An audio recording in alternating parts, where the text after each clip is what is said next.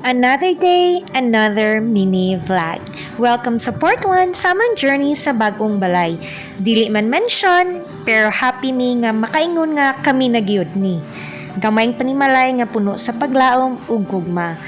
Kini di ay ang inyong Disney princess nga walay tiara pero naay tabun sa ulo. Andam na mo chika sa real life behind the camera. Nisugod akong adlaw nga murag tanang katug wala pa jud na release. Pero pagtan-aw na ko sa ako ang anak, nakalimot ko sa tanang kakapoy. Kadol sa usa kay dili na nimo balik nga moments. Hinupkop kamay kay usahay sa hilom sa buntag diha na to ma-realize nga bisan unsa ka gubot atong life, naa gihapon tay rason nga mulaban. Ang akong anak mao na ang akong biggest why.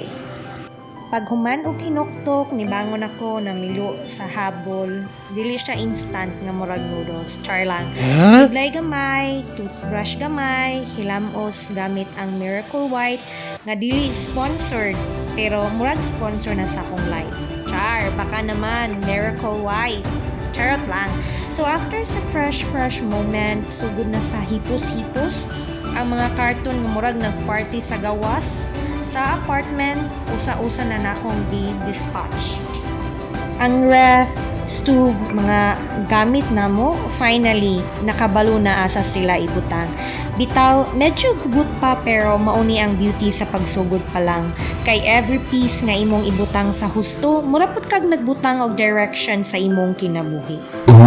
Dili kita kuyog na ko ang among iro nga si Chow Chow, murag siya ray chill kay ako busy na kaayo. Pero okay lang, supportive man kaayo, murag security guard nga cute kaayo. Ingon pa sila kung gusto kag organize nga life, sugdi na sa gamay nga butang, bisan pagpilo sa habol or pagpanghipos lang sa karton. Kung sa una, murag damgo ra ning makabalhin mi, karon naa na gyud mi diri, makaingon ko dili sayon ang tanan, pero kung naay purpose ang imong lihok, bisan kapoy naa gihapon kay gana. Life lesson I learned, it's okay to start small, bisan pag di perfect ang lugar, basta ang imong puso nahanay, diha ka magsugod og kalinaw. Lesson number 2, ang balay dili lang kay structure, it's memories you build inside. Lesson number 3, kung kapoy na ka, ayaw kaulaw mo pahulay. Ang pag-atiman sa sarili, dili selfish. Necessary na siya. So mauto siya ang among unang adlaw sa balay nga among gitawag karon og home. Simple, real, and full of love.